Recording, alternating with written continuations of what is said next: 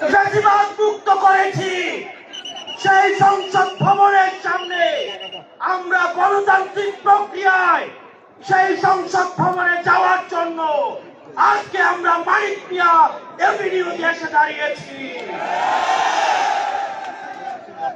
প্রিয় দেশবাসী, আপনারা জানেন দীর্ঘ ১.৫ দশকের বেশি সময় ধরে আমাদের দেশে ছিল বিচারহীনতার সংস্কৃতি।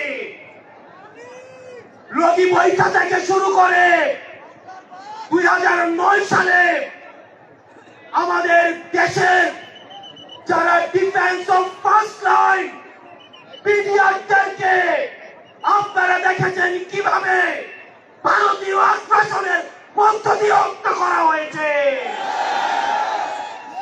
প্রিয় দেশবাসী, আপনারা দেখেছেন এই স্পষ্ট পিডিআর হত্যাকাণ্ডকে পিডিআর বিদ্রোহ হিসাবে চালানো হয়েছে।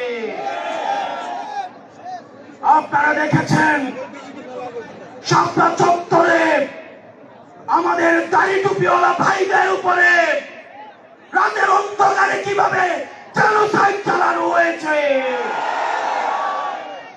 আমাদের দাড়ি টুপিওয়ালা ভাইদের সামনে থেকে কিভাবে মাইক কেড়ে নিয়ে যাওয়া হয়েছে।